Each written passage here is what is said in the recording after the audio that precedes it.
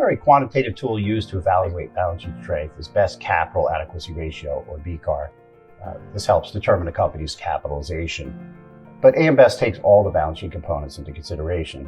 The BCAR is not the sole determinant. For example, although 54% of rating units had a BCAR assessment at the strongest level, the balance sheets of just 23% of those units were actually assessed as strongest.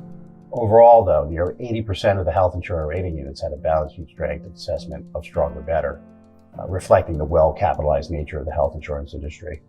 Surplus volatility is another factor we take into consideration in the balance sheet strength assessment.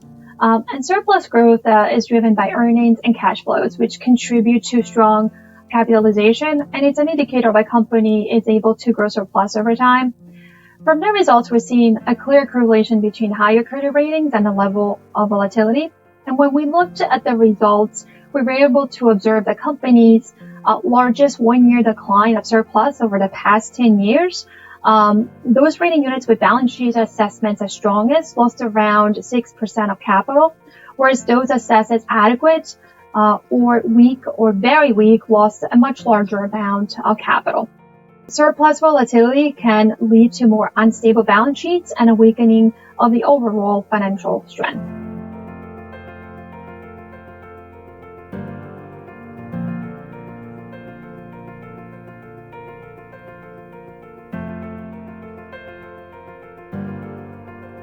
AM Best evaluates the diversification of a company's income sources and the level of sustainability and stability of their historical performance. We also look at how a company is able to navigate certain market and macroeconomic conditions. And return on equity and return on revenue are key metrics that we look into. When we look at a 10-year average ROE, we can see that returns decrease as we move down the assessment categories from strong to marginal. And for health companies, we can see that returns peak at the adequate category.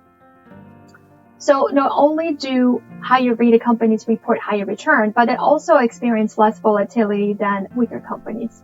If we turn to the combined ratio, this measure tends to follow the same trend as return on equity and return on revenue, with higher ratios reflecting more significant losses.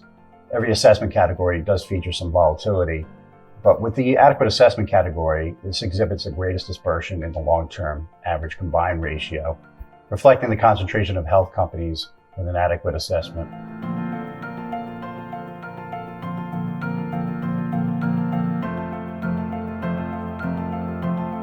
Comparing companies with their peers is important, but so is benchmarking against industry composites given the differences in markets, line of business, and the different types of insurance companies.